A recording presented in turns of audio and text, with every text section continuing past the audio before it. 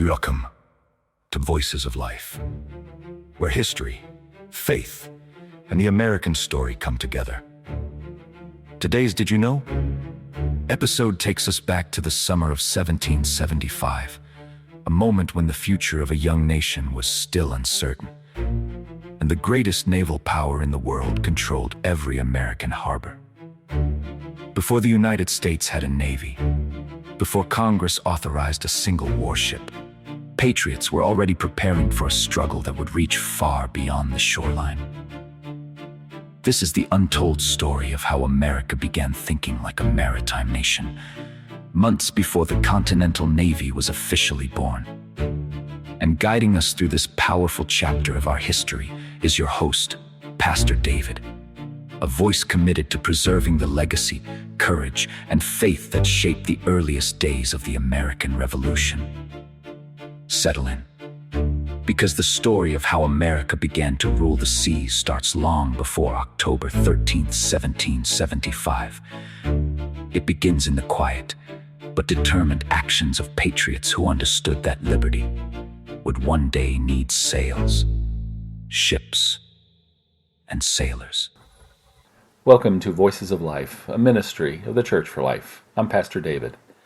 Today's Did You Know episode takes us back to summer of 1775, a moment when America was not yet a nation, not yet a maritime power, and not yet ready to challenge the greatest navy on earth. But the preparations had already begun. Long before Congress officially created the Continental Navy on October 13, 1775, patriots were quietly laying the foundations for America's future at sea. And July 31st sits right in the middle of that forgotten story. By July of 1775, the Revolution was underway. The battles of Lexington and Concord had already been fought.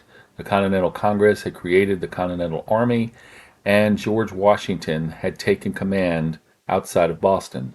But the colonies faced a crisis. Britain controlled the sea, completely, absolutely, and undeniably. British supply ships sailed into Boston without resistance. British warships patrolled American waters with impunity. And the colonies had no national navy, no officers, no warships, no command structure, and no way to protect their commerce or their coastlines. If America hoped to survive, it would have to think like a maritime nation.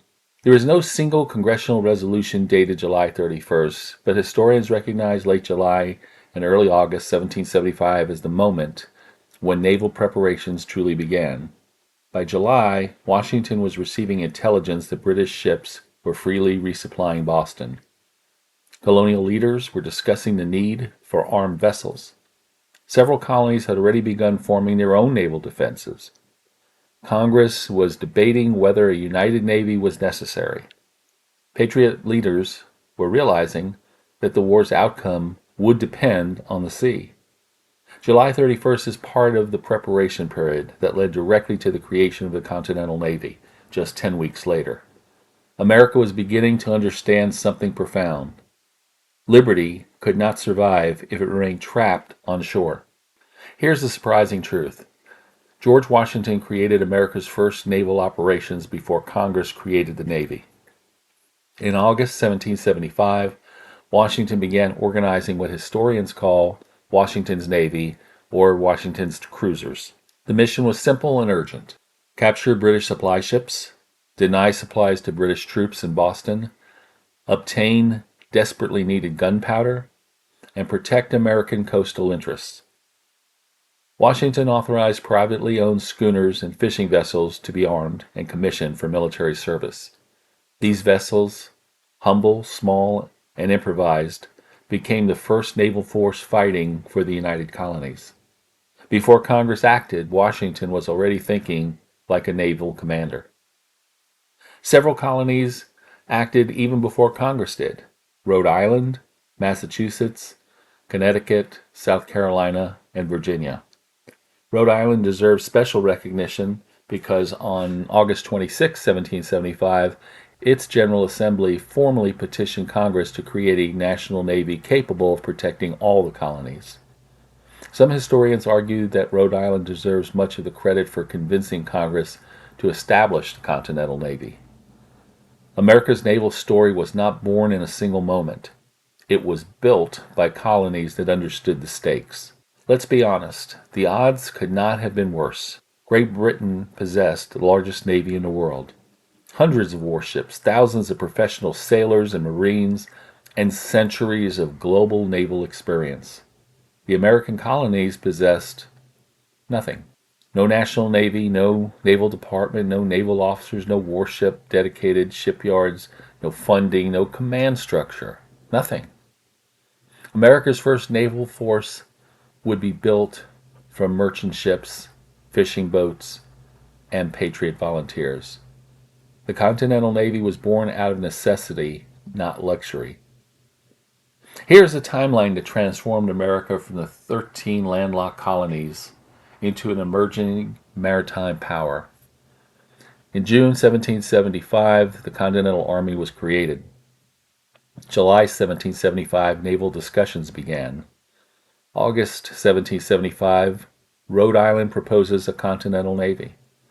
Also in August 1775, Washington organizes naval operations. September 1775, armed vessels begin operating, and October 13, 1775, the Continental Navy officially was established by Congress.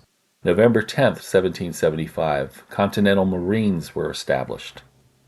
November 1775, naval regulations were adopted. And finally, in December 1775, the first naval commander was appointed. This was the birth of America's maritime identity. If Washington created the need for a navy, John Adams became its greatest champion.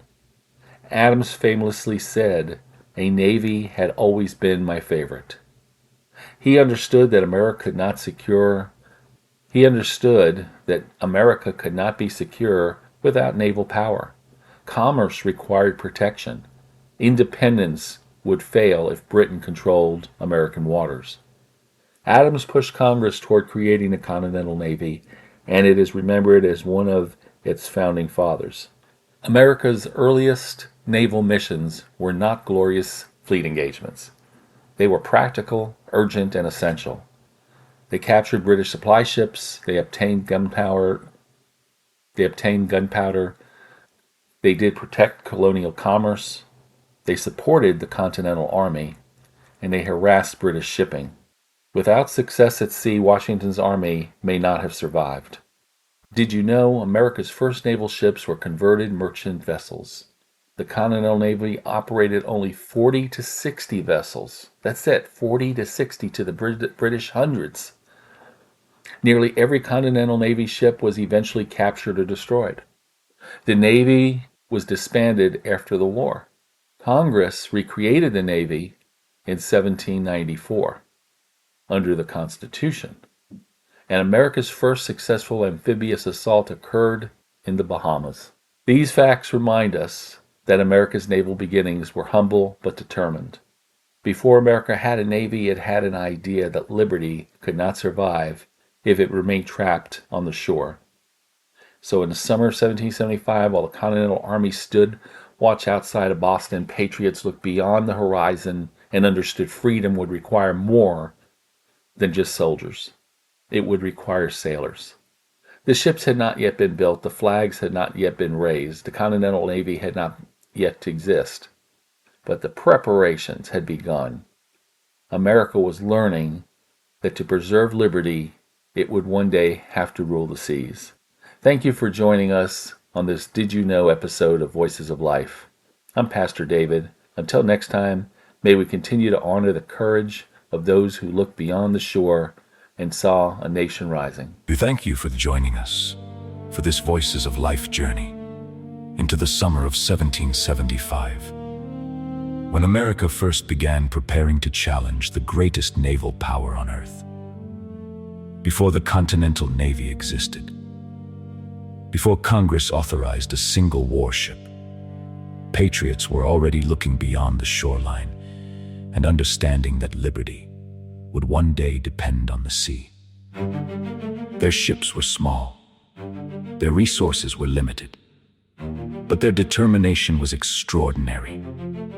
From Washington's early naval operations to the colonies that demanded a united maritime force, these first steps carried a nation toward its future. As we close, we remember that freedom is never protected by accident.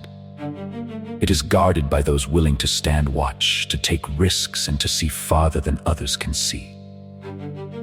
Until next time, may courage steady your path, may hope strengthen your spirit, and may the story of America's earliest sailors remind us that even the greatest journeys begin with a single decision to move forward. This has been Voices of Life. On behalf of Pastor David, may peace be upon you, and may the light of ordered liberty continue to shine.